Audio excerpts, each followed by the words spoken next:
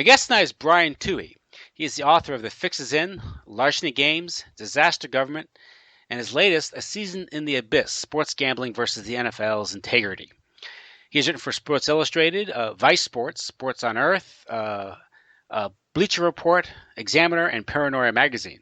Brian, how are you doing tonight? Fine. How are you doing, Tim? Very well. Of course, your website is thefixesin.net. Is that it? Correct. Primary website? That's the best way to find me, yeah.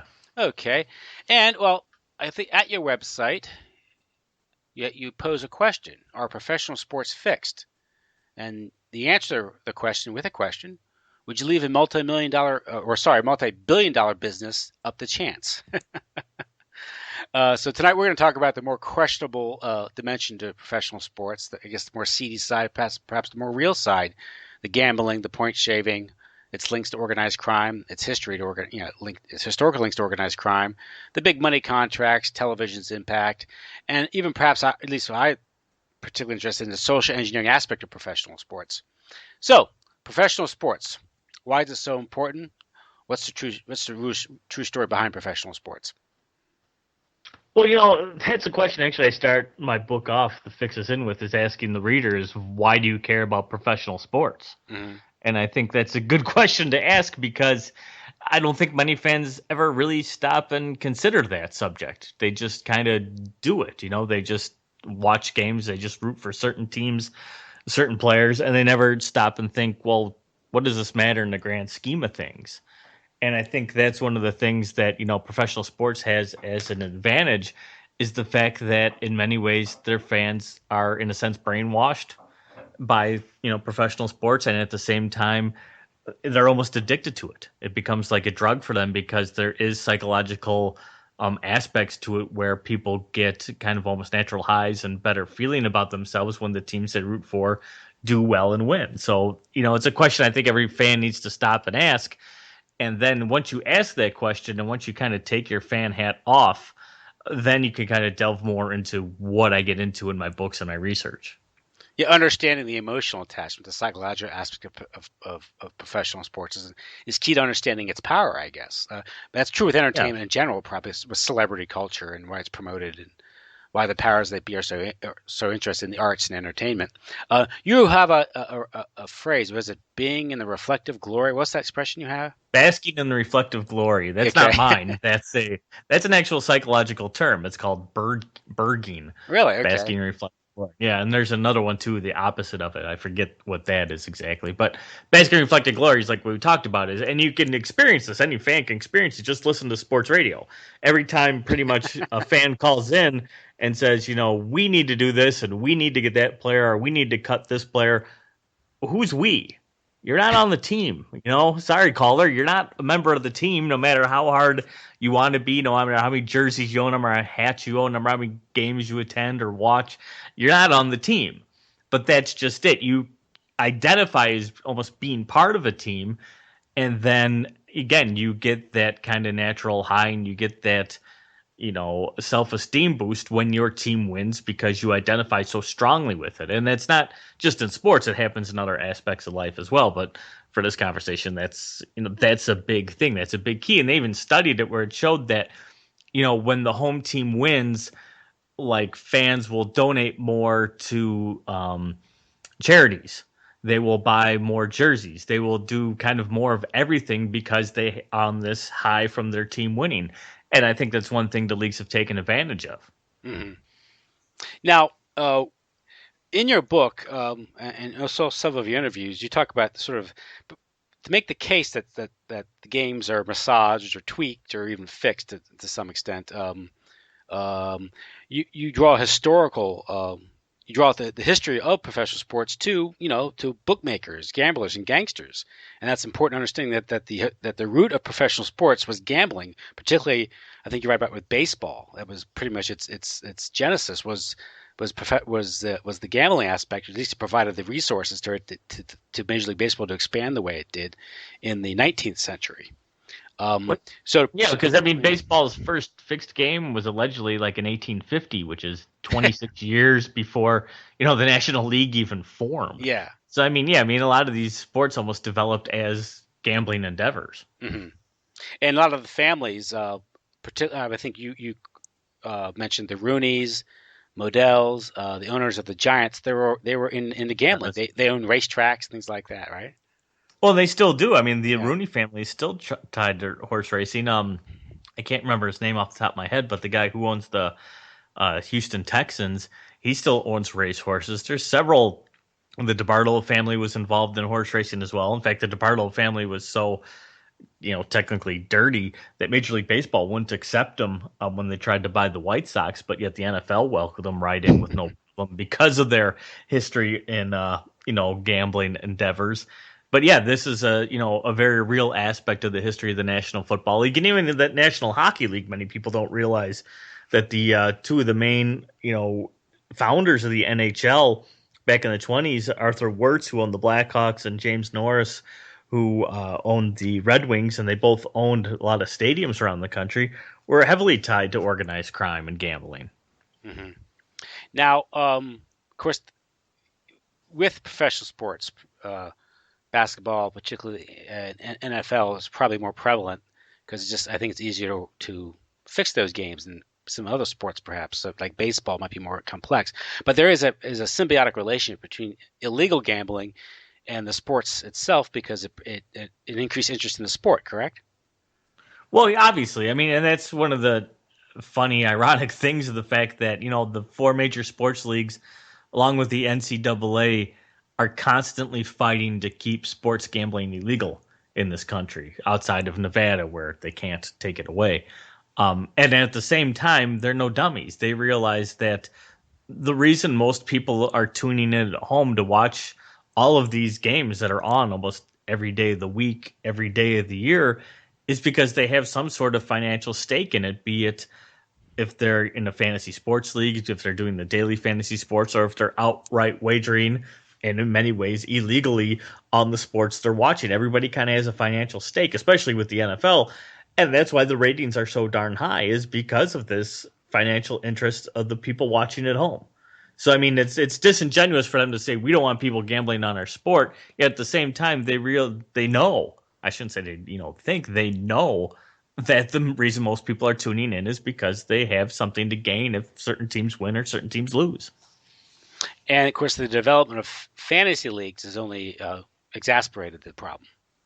Well, especially the daily fantasy, which is to me is like slot machines. I mean, it's the only 1% of the 100% people win most of the money, and you have to be either extremely good or extremely lucky to be one of those people who take home those multi-million-dollar prizes. But for the most part, most people who play lose. Yet, because they're playing and they may only be putting in $1 or $2 a game, it's not really high stakes gambling, but it's enough to get them to, hey, what happened tonight? I got to check the stats, or maybe even I have to watch the game because I think I have a chance at winning some money. So yeah, it further draws these people into watching the games. Hmm. Now, not many people understand this, but there is no legal requirement for the NFL or any other professional sports league to put on a fair game, a contest. They're entertainment, right? So there's no legal. Exactly. And I think there are court rulings to that extent, right? That make that Well, statement. well, there's two laws that really kind of almost touch on the subject. One is the quiz show law that came out in the 1950s, when the kind of in the same way I talk about sports, the television networks were rigging their own game shows to make them more interesting. And they were giving people, the answers ahead of time, and they were telling certain people to lose at certain time because they had kind of, you know, overlasted their welcome on the shows. And yet, when Congress investigated this and found all this out, they passed a law, what's called the quiz show law. But that basically talks about um, television contests that are based on intellectual games. So it's not a physical contest, it's an intellectual contest that can't be rigged for television purposes. So that doesn't really cover sports. Hmm. And then there's the Sports Bribery Act of 1964, which basically made it a federal crime for someone to bribe athlete, coach, or referee to alter the outcome of a sporting event. But that also doesn't necessarily cover, a league dictating to its referees to massage a game. It doesn't necessarily stop a team from telling a player to not do this or not do that, or to do this and not play well, or what have you, to tank a game. So I mean, there is no real law that prevents a league from fixing its own game. And that's a really key point to hammer home is when you realize this is entertainment and it's put on for entertainment purposes. I mean, they don't put the games on, for free. They expect to get money out of it. If they can manipulate and tweak these games as much as they want. They can outright fix them, and there's no law that prevents them from doing this. The only thing that is potential is this idea of fraud. That they're defrauding the public by putting on a game that seems to be real but isn't real. But at the same time, I don't think that would hold up in court if somebody could A, prove it, and then B, take them to court for saying, the NFL fixed this game, because there was a lawsuit about the Spygate with the New England Patriots, and a Jets fan who happened to be a lawyer sued the team in a class action lawsuit that went to the Third Circuit Court of Appeals. And there, the judge basically ruled, look, when you buy a ticket to see a game, all it entitles you is to see a game. It doesn't mean certain rules have to be obeyed. It doesn't mean certain players have to perform. It doesn't mean a team can't cheat. You paid to see a football game. They presented you with a football game. End of story. So I don't know, if a league was fixing its game, outright fixing it, so one team beat another because they thought it was a better storyline, it would get more ratings and it would get them more money, and somebody sued over that and could prove that the league did it. I think based on this ruling, you wouldn't win, because they would say, look, it's entertainment. You paid to see football. You saw football. Tough break.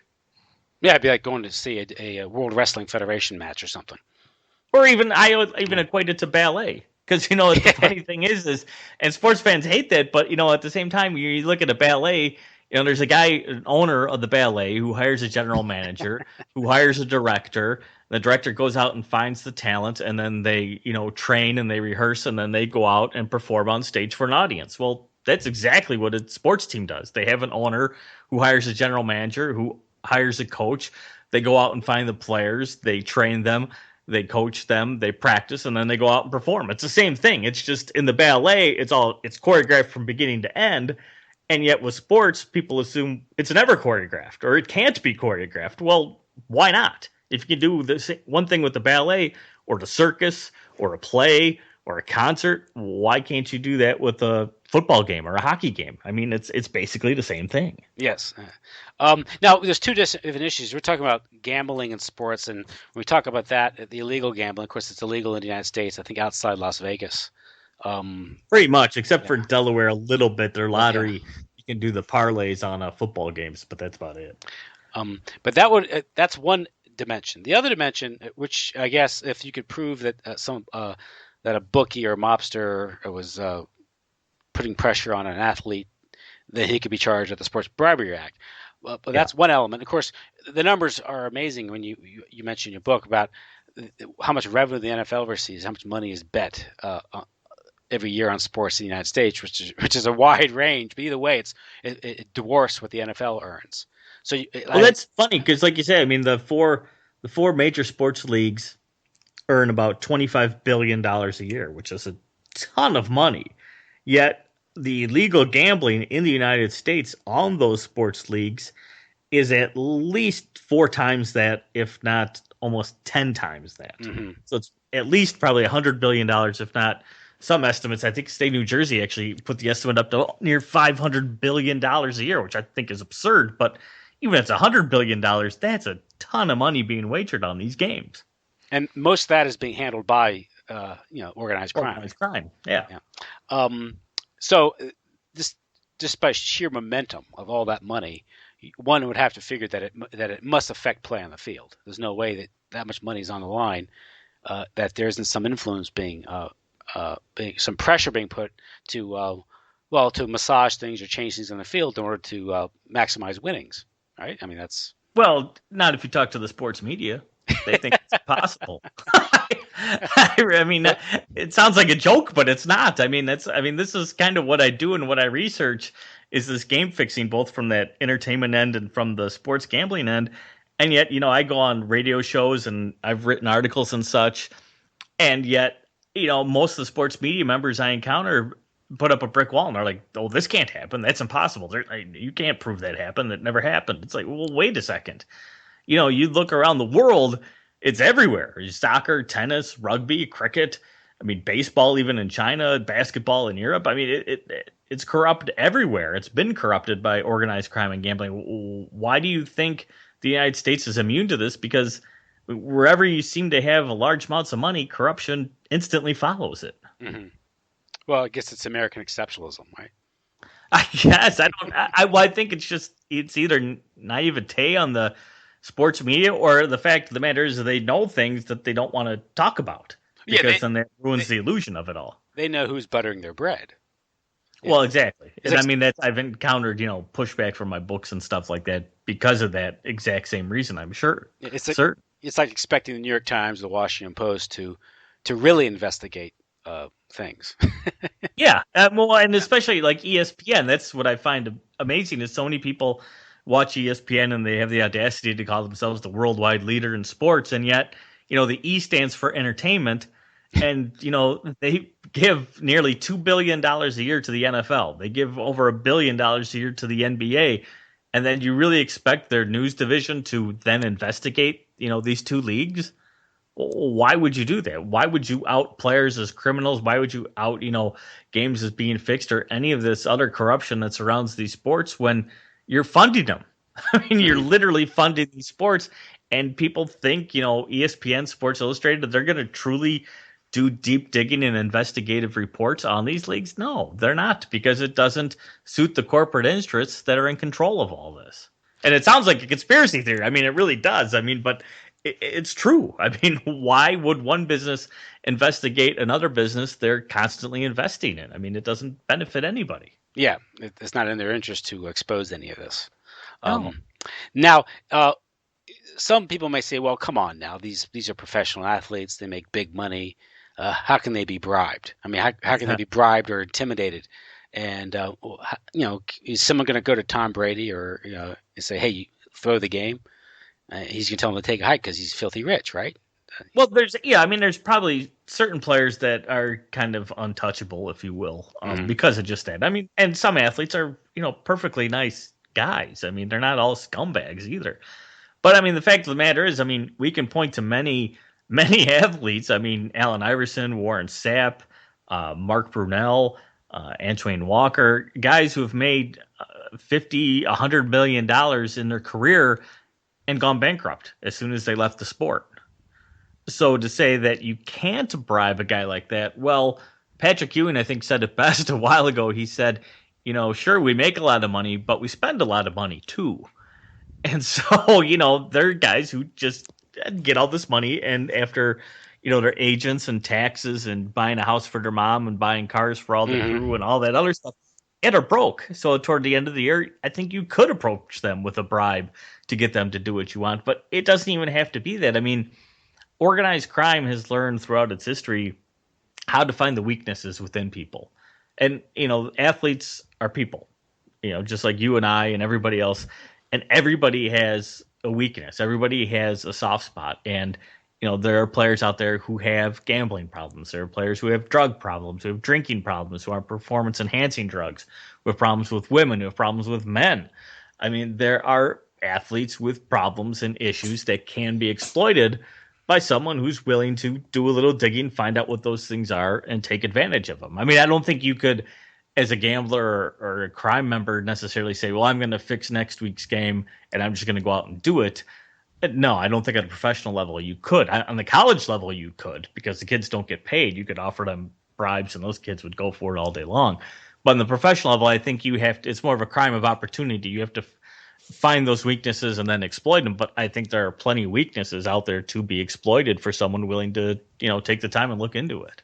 Yeah, and that's I mean that's in the history. I think the character on Casino that Robert De Niro played, Rosenthal was his name. Was Well, is the character was Ace Rothstein. But And Rosenthal was in real life, right? the real guy was Lefty Rosenthal. That's who Yeah. he's based off. The names are so close that I was getting goofy. Yeah, but he fixed games for the mob, and he also had intelligence. He investigated these people's lives. He had, people out there reporting on whether the quarterback had a pregnant girlfriend or had family problems or a drug problem or an injury, and that type of intelligence enables you. It's occulted knowledge gives you an advantage to win. To play the percentages and turn and become a winner when you're betting, right? That's what it's all Well, and about.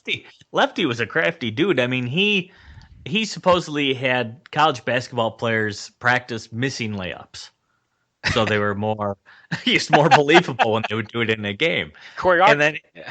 yeah, exactly. Just like the ballet thing. It's what he would have him do. And then he also supposedly, and I haven't been able to pin down this game, but there's a game where either Michigan or I think a team from further down south, maybe Texas, was playing Northwestern outside of Chicago back in the 50s or 60s. I forget when exactly. And he supposedly invited the entire opposing team to this restaurant for dinner and then gave them all food poisoning and bet heavily on Northwestern, who was the underdog, who went out and pummeled the other team because they were all food poisoned. I mean, he knew how to take advantage of these things, and to think he's the only one who ever did it, and he's the only one who's done it since, I think is again naive, because something like that wouldn't be too difficult to really do in this day and age, even. And of course, with gambling, you're not talking about losing a game. You're talking about, beating the spread, shaving points, these things. So Yeah, games can be. I mean, what's a loss in gambling is different from what a loss in actual in real life. in Yeah, a game. Yeah.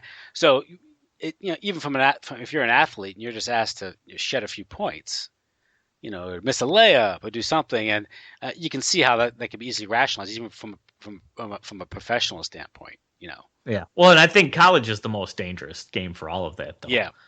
In college football and basketball, because what it's interesting, because I mean, there's been a lot of college professors, people smarter than I, who have done, trying to do research into seeing how many games have really been fixed. And but the one thing they can't like equate for, which I think would be the easiest way to fix a game, and the one that no one's really looking for, is like say in basketball, one team is favored by 10 points.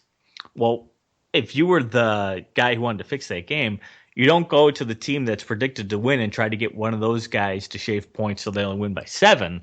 No, I think what you do is you go to the team that's expected to lose and you get one of those guys to make sure they lose by 10 points or more because Yeah. they're already predicted to lose. What's the difference if they lose by 10, 12, 14, 20? Who cares? Everybody assumed team A was going to win, team B was going to lose. Well, you can't equate for that. Hmm. When you're doing all these little stats and doing all these little research things, you can't equate for something as devious as that. And it's genius. Because again, if you're already expecting one team, like a college football, some of the point spreads are like 35, 45 points. And you go to the other team, like, look, you're going to get killed tomorrow. Here's 10 grand. Make sure you really get killed tomorrow. No one would notice. No one even look twice at a game like that for point shaving or game fixing. And especially, Because yeah. I'm sorry. Go ahead. no, good. Because I mean, like I say, it's just so blatant that this is the way the game's going to go, and there it goes. Yeah, and if you're a college athlete, I mean, yeah, you're getting supposedly a subsidized or free education.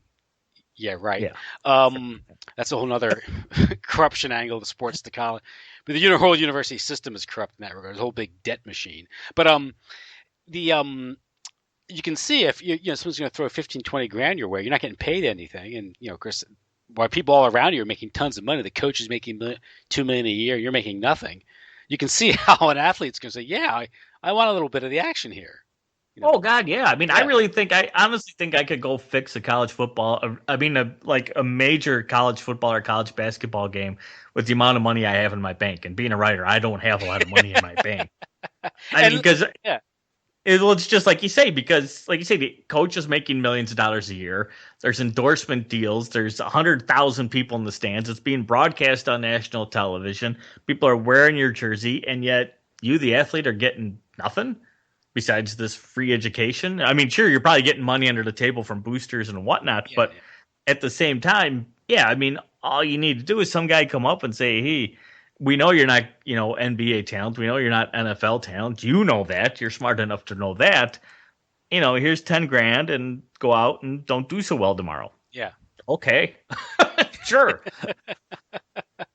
I mean, like I say, how hard is that? And yeah, then, and that's the thing with like soccer, they found out that, they actually, the guys who are really into this fixing, like in soccer, they will go to the like under 17 leagues and do that to these kids.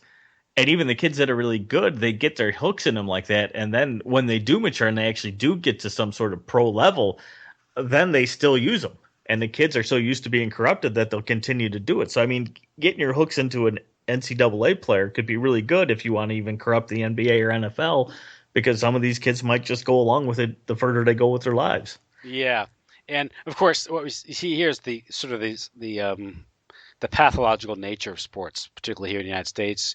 It was the moment the kid shows any ability or talent, he gets treated differently. He gets put on a pedestal, and rules don't apply to him anymore. And this doesn't necessarily build character in the athlete. Oh, and that's, I mean, Yeah, and that's a big thing for me is, yeah, people say you can't corrupt pro sports. And I'm thinking, well, wait a second. Like you said, a kid's 8 years old. He shows talent. He gets treated special. He gets into high school. He becomes, the high school star. He gets treated special. Then he gets, money under the table from a college to come to the major college program. And there he's treated special. And he gets more money under the table. Then agents start coming along earlier and giving him money under. I mean, the kid learns corruption from the time he's 8 until he may make the professional ranks. What do you mean you can't corrupt him at the professional ranks? That's all the kid's known. hmm 8, 10, 12, 15 years of his life is basically corruption, and that's how the game is played. Well, again, why would it shock you that, A, they become criminals or don't know how to adjust to a normal life, but B, why would it surprise you that you could corrupt them into doing something like fixing a game for television purposes when that's all they've known is some form of corruption when it comes to sports? yeah. Now, one of the ways is we mentioned earlier. How are these players vulnerable? And in your book, you mentioned that each professional, four major leagues with the NHL, NBA, Major League Baseball, NFL, they all have security divisions or investigative units that Yes. gather intelligence on their players. Now, this is done on the pretext of protecting the players, reporting crimes, make sure that the players, I guess, keep to the moral clauses of their contract. I guess Supposedly. supposedly, yeah. But I think you've mentioned it, and that's the moment I thought is, of course, this is a surveillance program to get intelligence on players, which can easily be reverse engineered and used to blackmail. True, The exactly. same thing the NSA does, perhaps. Under Well, the and the thing with these security divisions is I can't find a single instance, and I've said this on other programs, and I think I've even written it somewhere. I can't find a single instance of a security division, and these are security divisions are staffed with former members of CIA, FBI, DEA, Secret Service, local law enforcement. I mean, these are guys who know how to investigate things. I can't find an instance where, like, local law enforcement has thanked, NFL security for all the help in making sure this, criminal got arrested or, that this got uncovered or what have you. I can't find an instance of law enforcement thanking NFL security or Major League Baseball security. They don't thank anybody because that's not what they're there for.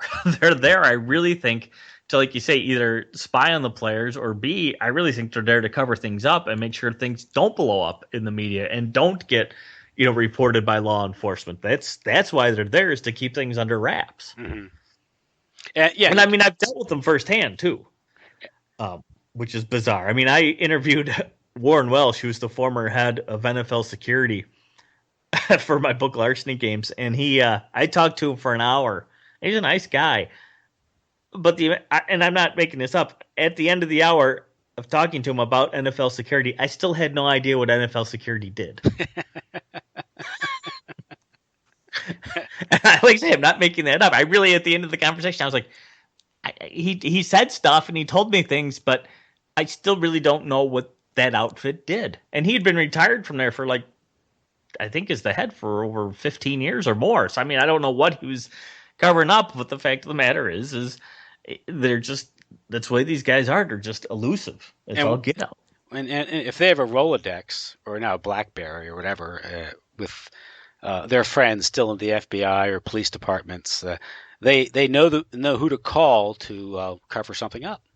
Exactly. And Yeah. that's what they're there for. That's why they hire former FBI dudes, Mm-hmm. because they can turn around. I mean, the article I wrote for Sports Illustrated is a good example of it all. And I don't know if you want to get into this really, but um, what we learned from, I worked with the Center for Investigative Reporting and Lance Williams, who co-wrote the book about Barry Bonds and Balco and steroids, called Game of Shadows, for this piece for Sports Illustrated. But the long story short is Major League Baseball was investigating this potentially fixed game, and this gambler who was allegedly fixing this game with a member of the Pirates, a pitcher. And Major League Baseball security did things I don't know how they managed to do. I mean, technically, they should have turned over this information about a fixed game because it's a violation of the Sports Bribery Act, potentially, to the FBI and stepped away. But they never turned it over to the FBI. They never even talked to the FBI. They instead investigated themselves and somehow, even though they're based in New York, got law enforcement in Arizona to basically hold the gambler at gunpoint until Major League Baseball showed up to interrogate the guy. I don't know how that happened. And I asked questions. I mean, I tried to figure out. I mean, I tried to like contact the FBI. I tried to contact other places. Lance did the same thing, trying to figure out how in God's name this happened, and no one would answer. But yet, that's the very truth of the matter was Major League Baseball was able to influence law enforcement to the point where they literally had like 8 unmarked squad cars surround this dude, guns drawn, and held him until Major League Baseball security showed up to question him. That's knowing who to call, isn't it? That's apparently. Yeah. Some people are more equal than others, but but I mean that's a big response for a fixed baseball game. Yes, too. Yeah. That is peculiar to say the least. Yeah. Now, of course, with this type of corruption, I guess would impact the gambler, as opposed to the typical guy in the bleachers or watching it at home, because it's about shaving points and so I mean the fact only affects it's affecting about 50% of the gamblers. Okay, half are going to win whether to know about the fix or not. I mean that's so. I mean, are gamblers savvy to this, or they just think they'll play the percentage, and as long as they don't know who's going to be the winner, they're gamble on it anyway because to them it's still a gamble. Well, it's funny because when Tim Donaghy, the NBA referee who got in trouble for gambling on games, and many people believe he was outright fixing games, although he never got arrested for that or convicted of that, though he got convicted for other crimes. There were major NBA bettors who kind of figured out what was going on and were making money by following what Donaghy's games, how they were going, and recognized that progression. But yet there was other gamblers who were just completely perplexed by what was going on with these games because they weren't making sense to them. Mm-hmm. So there is a thing where gamblers, some are savvy enough to pick up on this, and some just they think it's a string of bad luck or a bad game or what have you. So I mean they are savvy to realize that this isn't out of the question, but they believe games have been fixed. It's just pinpointing them and saying for certain this game was fixed or that game was fixed. That's the trick. Mm-hmm. Now, Chris, this is the gambling angle of it. Now, let's talk about sports. The games being choreographed for PR, social engineering objectives. You talk about in your book one case I thought was interesting, where for the Super Bowl 3 and 4. This coincides with the time of the merger between the AFL and the NFL. And in your book, you seem to believe that those Super Bowls were fixed to legitimize the merger in the eyes of the public, because, of course, in those 2 Super Bowls, you had AFL teams winning. I think it was the Chiefs and the Jets, right? If I recall. Yeah, Jets first, then the Chiefs. Yeah, Super Bowl 4, yeah. And so, in those two cases, you want to quickly go into that and the importance of that into the merger and the emergence of the NFL as the dominant sport in the United States? Well, you're right about the merger was a huge business deal between the 2 leagues, because a lot of people don't realize NFL history that at the time there was an NFL and an AFL, and there were rival leagues that fought each other in the 60s. And the AFL really survived because of NBC pumping millions of dollars into them to broadcast AFL games because they couldn't get a hold of NFL games. But at the same time, the NFL, in terms of fandom, outnumbered AFL fans probably 3-1. And many NFL fans didn't like the AFL style of football, which is a lot more passing and a lot more high scoring, which is kind of ironic because today that's what the NFL is. It's a lot more passing and a lot more high scoring. It's come around. But a lot of fans at the time weren't accepting of this idea of the 2 leagues merging. And after Super Bowl I and Super Bowl II, when the Packers just demolished the Chiefs and the Raiders, it kind of solidified this idea, the mentality of many NFL fans that, here comes 8 teams that are just lousy teams and they're just going to water down the league and this is going to be bad. And the owners were truly concerned about it. And then, as luck would have it, I guess, literally one of the greatest teams in NFL history was the Colts who played in Super Bowl III, and yet that team completely fell apart in Super Bowl III, and Joe Namath and his famous guarantee, and the Jets won it, and suddenly that kind of legitimized everything for the fans. They're like, oh, well, maybe this league isn't so, as bad as we think it is because they just beat one of the greatest teams we've ever seen. Well, I wasn't the first person to give this idea of this was a great business decision by the NFL to have the Jets beat the Colts because it really solidified the mergers and meant millions upon millions of dollars, now billions of dollars for all the owners of these teams. Bernie Parrish, who played in the NFL, who was a Cleveland Brown in the 60s, wrote in his book that very notion that he thought that game wasn't legitimate for those exact same reasons. And other guys have kind of said the same thing. And then Super Bowl IV came along, and the Chiefs, which were the AFL team, beat the Vikings, which are a better team, really. That really, really solidified everything, and away the league went from there with the merger. And I think, like I say, if you look at it as a business, which is the way the NFL should be looked at, then fixing those games wouldn't be necessarily seen as a crime. It would be seen as a really good business decision because it meant a lot of money to a lot of people. And you also later on you mentioned, at least I've heard you mention, that you have, of course, the Patriots Super Bowl victory after 9/11 and the New Orleans Saints Super Bowl victory after Hurricane Katrina. Well, yeah, and even the Boston Red Sox winning after the Boston Marathon bombing and the whole Boston Strong idea. I mean, I don't believe in coincidence. I could believe in small coincidences, but I don't believe in coincidences when they benefit a multi-billion-dollar industry. And that's what you have in these kind of events. Oh, isn't it amazing how those things worked out? Well, really, is it amazing how those things magically worked out for the billion-dollar business? I don't buy it. Not when they have the ability to control these things, and they really do have the ability to control that. And I mean, you could see it. Fans, if they don't want to accept that the league can reach down and manipulate things on the field, they have to recognize that they have the ability to manipulate everything that surrounds the game, and that they do this already. So is it really that far of a step to go, okay, they will cross that line and actually go out onto the field and manipulate things? Because again, if you're looking at it as a business, which is the way you should, sometimes those are the best business moves to make. Now, with the manipulating these games, this can be done in several ways. One thing is look at the NFL. They want to promote a certain player, and so what they do is they'll tell the refs to back off a little bit, right? And he'll have better passing percentages if his defensive line or offensive line isn't called for holding, right? And things like that. Exactly. Well, because I brought that up, I live in Wisconsin, and most of my friends are Packer fans, unfortunately. And, a couple of years ago, the Packers almost went undefeated. They went 15-1 during the regular season. And I said to my friends, I said, now, let me ask you something. I said, holding's a penalty that you could call, they say, almost on every play. And they all said, yeah. And I said, well, let's just assume it happens every fourth play. Let's give it the benefit of the doubt. It happens a quarter at a time. I go, don't you find it odd that when the Packers went 15-1, in 11 of their games, the offensive line wasn't called for a single holding penalty? And my friends all went like, what? And I said, yeah, I could look it up. I'm not making this stuff up. The 11 games, they didn't get called for offensive holding. I go, how is that remotely possible? That's an amazing statistic. That's like throwing 50. That's like throwing 56 innings unearned without allowing an unearned run.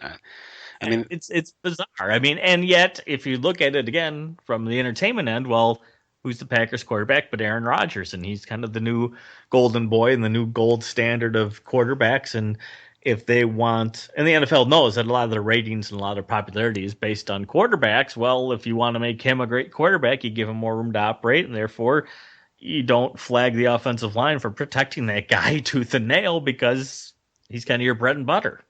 Yeah, that margin of that advantage is just enough to give you, to put you over the top, make you the marquee player, the marquee player that the NFL relies on to market its product. Exactly. Yeah. And that's just it. It's is that for most fans it just blows right over their head. But that's the whole end game, really, right there. Now, that was 11 games. They weren't called for holding. Yeah, in that season, I forget which season it was now. It was a couple of years ago, Now but they were that's 15-1. But I mean, sports love they love statistics. That wasn't talked about at all. Like no, amazing that no one praised the offensive line for this amazing no, feat. no. Well, they called them. They always call. Oh, they have a great offensive line. Well, sure, if you can hold it all day long and nobody's going to throw a flag on you, you'd be a great offensive line too.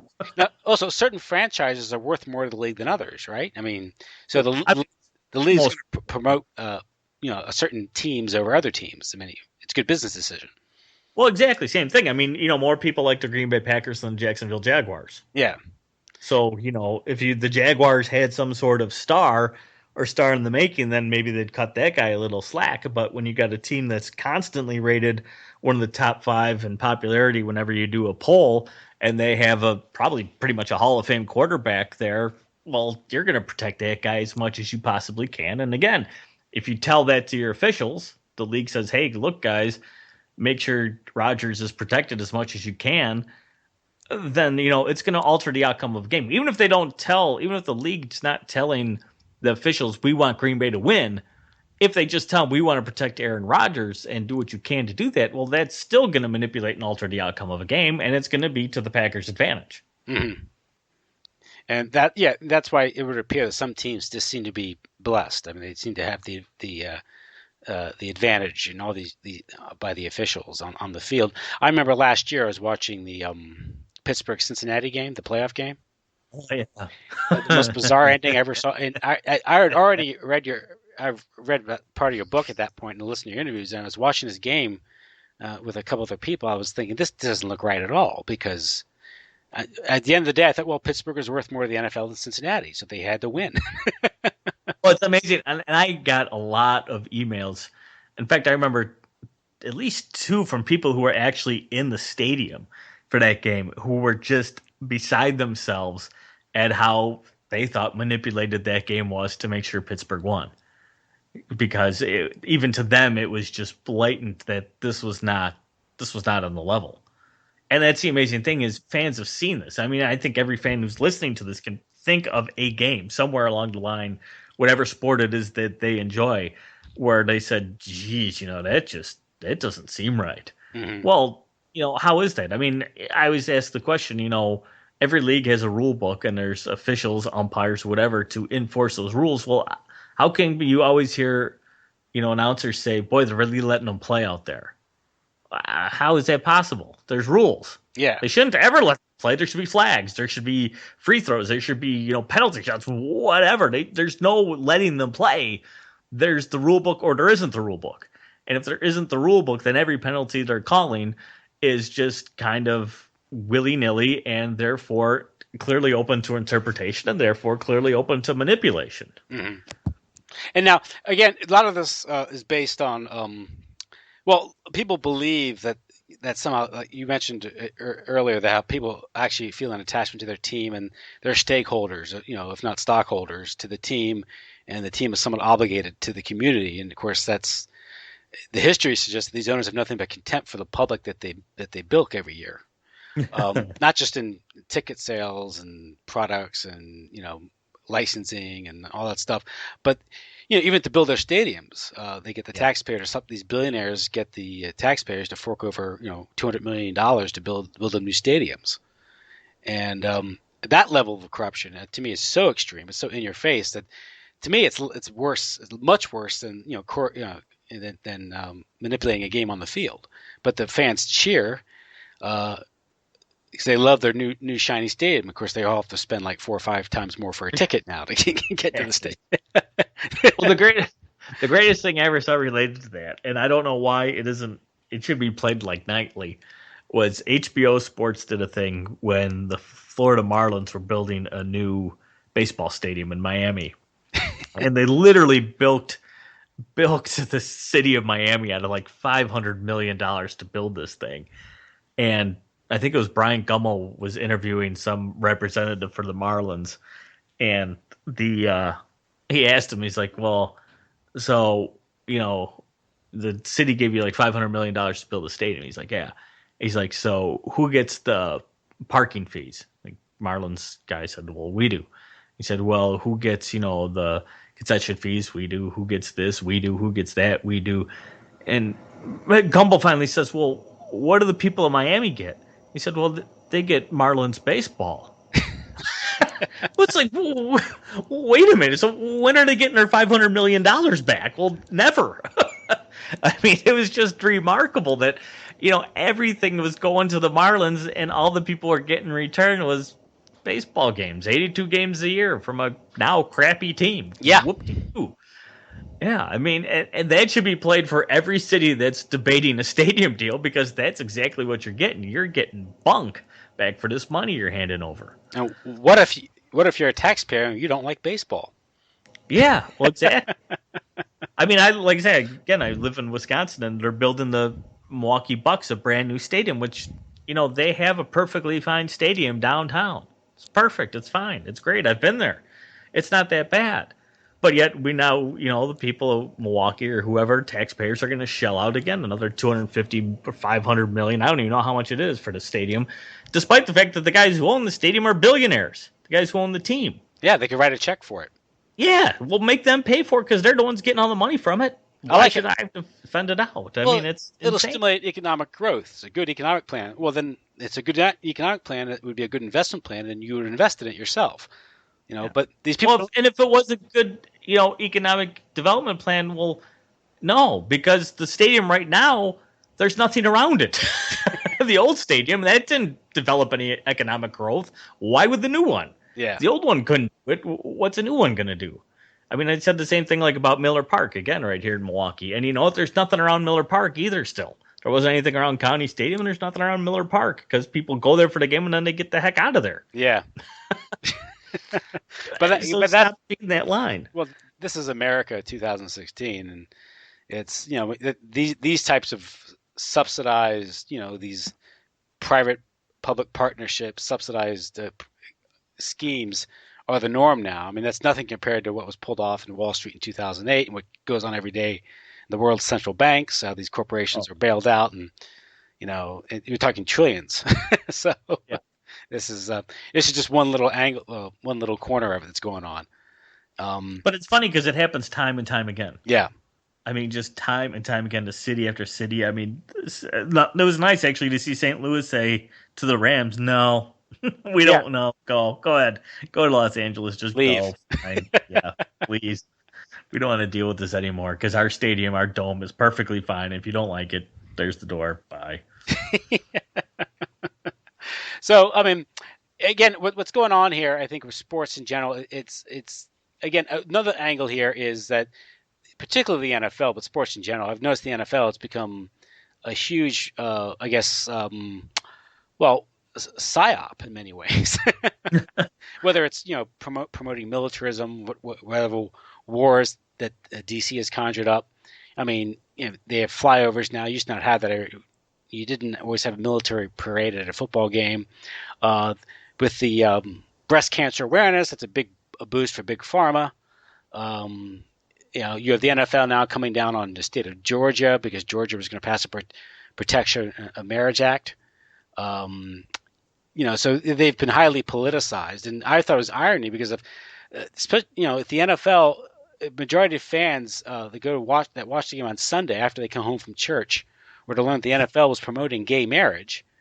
When it's at most it should be neutral if it's just entertainment, right? So there's a big social engineering, politicized psyop here going on here. So, well, and I equate sports, today to the gladiator games of Rome. I don't think there's much of a difference. Yeah, breads and circuses. Yeah. Yeah, well, and when at the same time too, back in the Roman era, the government sponsored those things. Well, when you have again the government forcing the taxpayers to pay for the stadiums in which these events are being held, what is it doing except distracting people from more important things that are going on in and around this world? I mean, that's what it does. I mean, how many people tune out to watch a football game? How many people tune out every night to watch a baseball game? I mean. And I understand it is entertainment, and people do want to be entertained, and that's fine because you do need a break from this world every once in a while. But like you say, when it becomes more than entertainment, when it becomes some people's this is all they live for, and then like you say, there are these messages that are being wedged into every one of these sports and all of these games. Like you say, be it the breast cancer stuff or the militarism or what have you. It may not be working on a conscious level, but I think on a subconscious level, a lot of that stuff gets through, and that's a little frightening. Especially if you look at some of the more questionable events, particularly the Boston bombing, Boston Strong, the Fenway Park, and it's pushing these memes. I don't want to get into the controversy regarding those events, but there's much controversy, and at the very least, those sporting events are promoting the official narrative of these events, which are highly dubious, to say the least. Oh well, yeah, and Yeah. a lot of the owners have connections to the government. Be Mm-hmm. it the local or federal government. I mean, these guys don't exist in a bubble either. So yeah, I mean, that's why I Yeah. think there's more connection between politics and sports than a lot of people are willing to recognize and realize, because I think it flows both ways. I think they do get money from the government, like I say, to fund these stadiums, and they do get tax breaks. They get free land. They're able to operate as a legal monopoly. They were granted that by Congress, like the NFL was, Major League Baseball was. And so I think then, there's a little quid pro quo. There's a little give and take going on. And it's like, okay, we'll give you guys this, then you guys do this for us. And isn't everybody happy? Yeah, and also, yeah, the NFL gets. I'm not sure. I think is it $100 million a year for recruitment ads for the Defense Department? Something like that. I don't Huge remember amount of the money. number. Yeah, A lot of money, though. Yeah. yeah, and of course that's a great market. Because That's your exact market. yeah, because you got a lot of dumb young kids watching football. Yeah, exactly. Yeah, that's exactly who you want to advertise to. 'Cause that's who you need. Uh, Yeah. and so it's also a chance also to degrade the culture, because I don't know if you've. I can't sit back and watch a game now with a young kid without being embarrassed by the ads they show. So it's Well, and that's amazing too. I tried to write an article about that, but nobody would publish it. About is this family entertainment? Because it's amazing when you think about it. I mean, I remember back, because I was born in the 70s.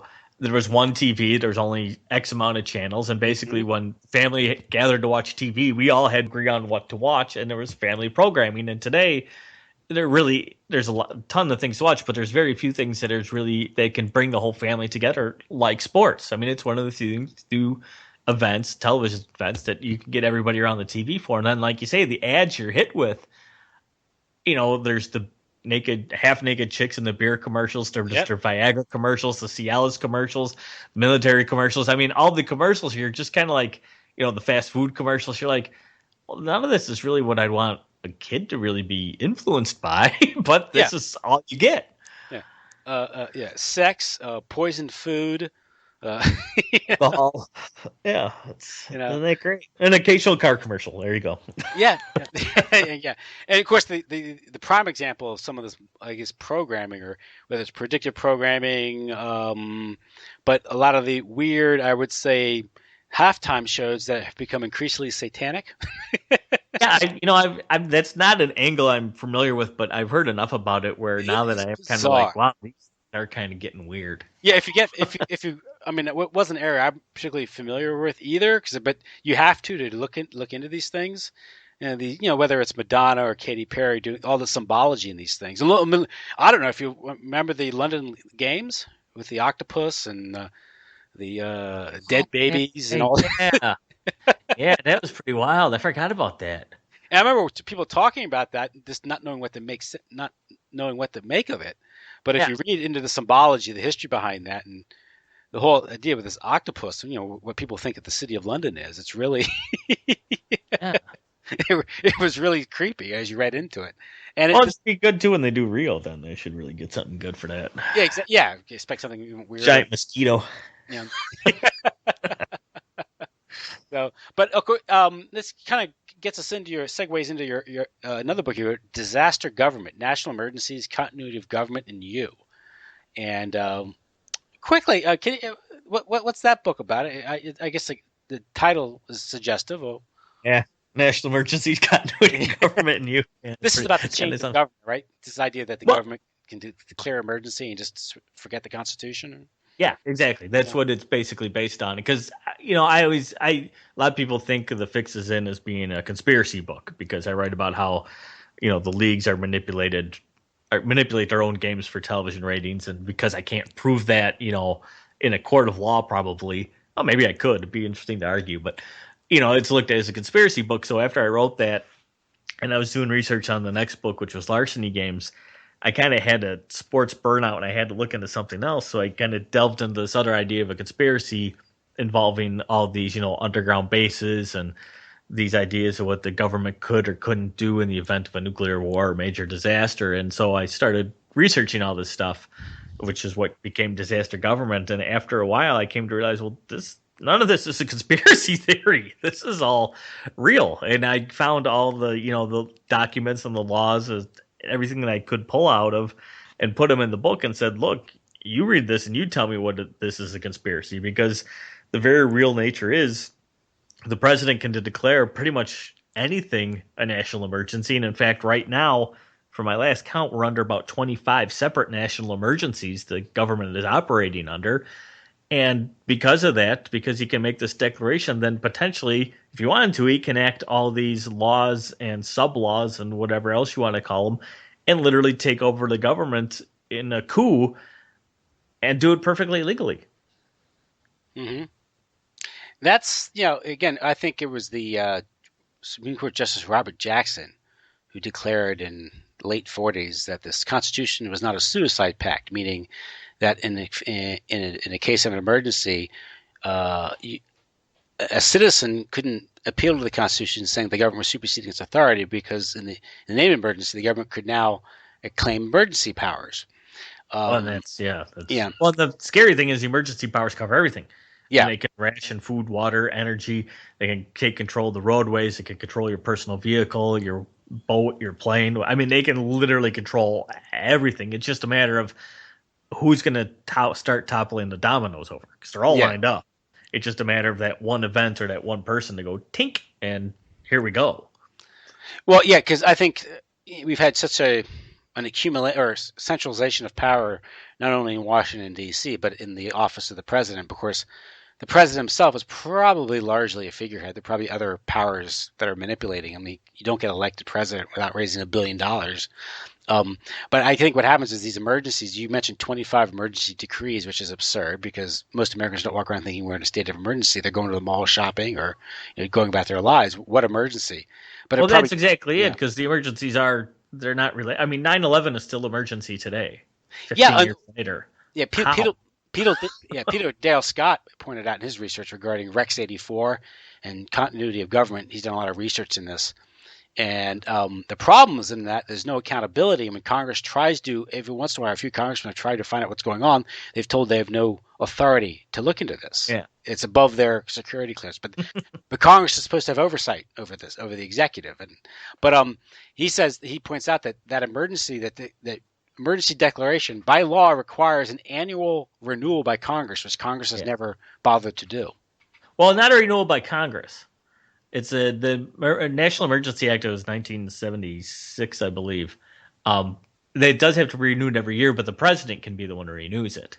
Congress, what was supposed to happen was if it got renewed too much, like, for example, 9/11, which was basically emergency that day, Congress should have stepped in at some point and said, wait a second. Yeah. This isn't an emergency anymore. Just stop it, please. Just stop it. Make it go away.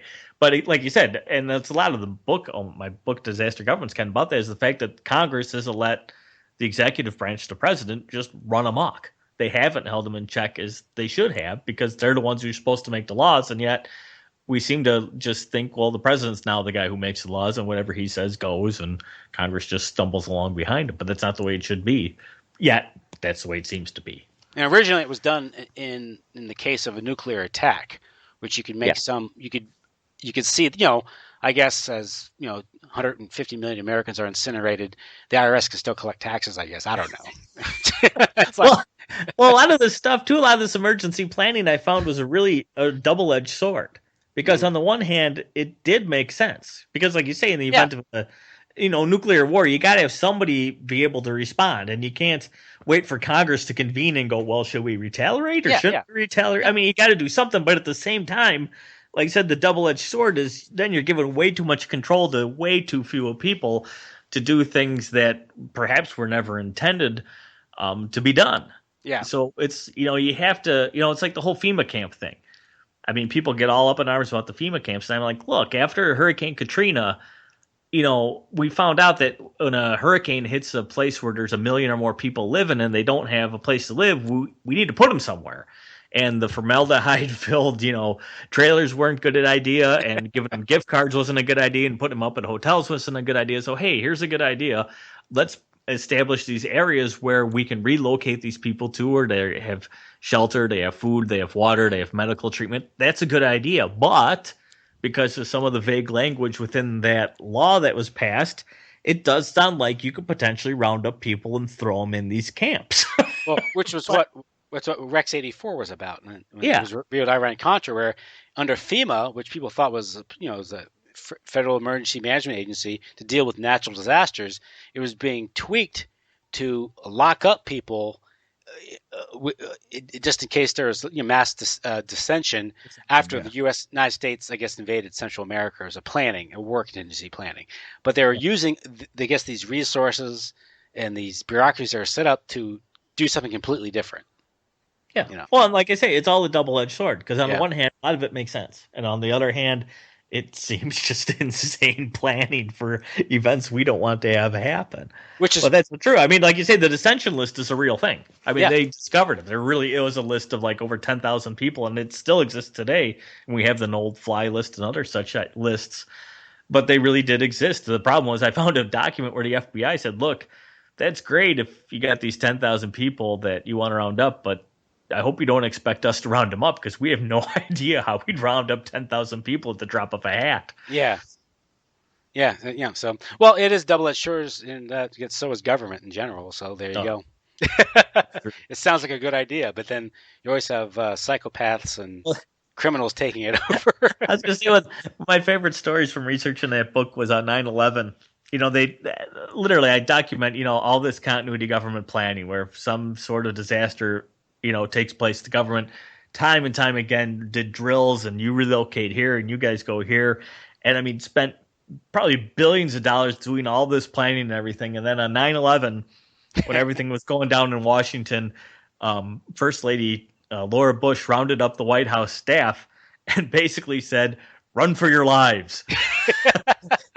And I just found that hilarious, because I'm like, wow, you guys spent all this money, all these like literally decades of planning, and when it hit the fan, run for your lives. That was the best plan you had. Yeah, I think at one level there's some sinister planning going on there, but on another level it's just like a self-looking ice cream cone. If you give people unlimited money to spend, other people's money, they're going to do things like that. Oh yeah. But it also accounts for a lot of the things that reported out of Denver Airport. The weird, whether it's a weird mural that's there or what's apparently going on underneath. But there's probably a lot of embezzling of funds, black budget operations going on, which go on, which Congress has no oversight of. So who knows? But I think a lot of this emergency planning triggers some programs for the executive branch to carry out things that have virtually no oversight. Yeah. So they loved writing emergency decrees, right? So yeah, it's fun to plan, I'm sure. was it what's that saying? It goes,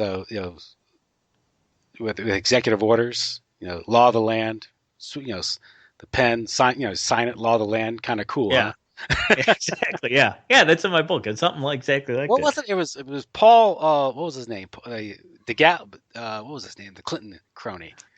Paul Begala, I think you said that. Could be right. Yeah. Kind of cool. Yeah, it's also unconstitutional, but Yeah, whatever. completely. But yeah, who cares? It's kind of cool. That's like I still like was a Reagan's line. He said, the most fearful words you could hear are we're from the government and we're here to help. Yep. Yeah. That's it. And that kind of fits FEMA and a lot of what it does. So, anything new coming up? Any new books on the way, or? Right now I'm actually doing some research, and I'm not working very hard on it because I'm a little burnt out on the thing. But a research into all the boxing and mixed martial arts, and the corruption within both those sports. Don't tell me that corruption is seeped into boxing. Oh, no, of course not. Hey, real quick, Sonny Liston, Cassius Clay and Sonny Liston, was that fixed? Totally. Want to quickly get into that, since we just had the passing of well, Cassius, you know what? of Muhammad Ali. Sonny Liston was completely mob controlled. Okay. I mean, there's no doubt about that. He was mob owned, and when he fought, who at the time was Cassius Clay, Muhammad Ali in the first fight, he was a heavy favorite, and he lost. And what a lot of people don't realize is in the second fight, the rematch between them, Sonny Liston actually somehow owned a piece of Muhammad Ali's next fight after he fought Liston in the first fight. Okay. So if Sonny Liston won the championship or retained his championship when he fought Cassius Clay in the first fight, there would really be no value in the second fight, the next fight that Muhammad Ali fought. Right? I mean, if he didn't win the title, then he's just back down to kind of nothing, and who cares? Well, if he wins the title, though, there's money involved. So I'm pretty positive that Liston lost the first fight intentionally. And in the second fight, the reason it was held in Lewiston, Maine, which is just the most obscure place to hold a heavyweight title fight, is because everyone figured this fight was going to be fixed. The rematch was going to be fixed. And sure enough, there's that famous picture, probably the most famous boxing picture, definitely the most famous picture of Ali, of him telling Liston to get up, was because he never hit Liston. That whole Phantom Punch thing. I hate when people argue the Phantom Punch thing. Did Ali hit him or not? No, it doesn't matter. He fixed the fight. Liston took a dive right then and there. Even if he hit him, who cares? Liston wasn't getting up. I mean, one of these gamblers I interviewed knew Liston pretty well because he lived out in Las Vegas in the last few years of his life and used to hang out with Liston. And Liston always talked about, there's like three things I think he said that went wrong with that fight. Was whoever, I think it was Robert Goulet, sang the national anthem and he goofed up the words. Something else happened, and then the third thing was Liston said, "I forgot to get up." I mean, the fight was fixed without a doubt. I mean, I don't know why people can't see it for what it is, but that's the fact. Mm-hmm. And of course, Bobby Riggs and Billie Jean King. Well, that was likely rigged too. Yeah, rigged. Riggs was a mob connector, wasn't he? He had a lot of gambling debts. I mean, pure and simple. That's how he made his money. He hustled people. Yeah, and that was a great hustle. Yeah, really got a lot of attention. Yeah. So. Yeah, because people forget that before he played Billie Jean King, he played another woman who I think was actually even ranked. It might have been ranked higher than Billie Jean King, and just crushed her, just demolished her. And then so when he played Billie Jean King, again, depending who was doing the betting and doing whatnot, it was in his best interest not to win. Yes. And so he lost.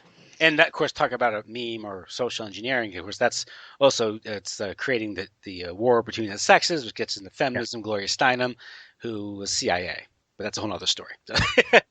Well, social engineering, that's it. So, listen, Brian, I want to thank you for coming on the show. It's great. Chris, your website again is thefixesin.net. Correct. That's your primary website. And the books, again, is The Fix Is In. There's also Larceny Games, Disaster Government. And am I missing anything? Don't you have a Season in Abyss too, right? Yeah, that one was the one I wrote that came out last year. Okay, about the NFL, correct? Yeah, the NFL and sports gambling in general. Okay, so all those books, where's the best place to get those books? Yeah, probably you can either go to my website. I actually sell, if you want an autographed copy, direct through my website, or Amazon, Barnes & Noble. Hopefully, even your local bookstore, you'll go there and tell them to order it because they probably don't have it on the shelves. But anywhere good books are sold, you should be able to find them. And I guess you obviously you get it at Amazon the cheapest, but you probably make a little more if they order from you. Yeah, and like you said, then I'd autograph it too if they want. Autograph it and to support your research, because something tells me you're not getting much support from ESPN or Sports Illustrated. Oh no, no! This is all privately funded by yours truly. That's it. And it's not too surprising. Sports Illustrated is part of the Time Life empire. Henry Luce, Skull and Bones, CIA. So there we go. So there you go. It's all fixed. Listen, great. Thanks, Brian. No problem. Thanks for having me on, Tim. I'll let you leave and salvage some of your night tonight. Thanks. Thanks. You have a good one. Bye-bye. Bye.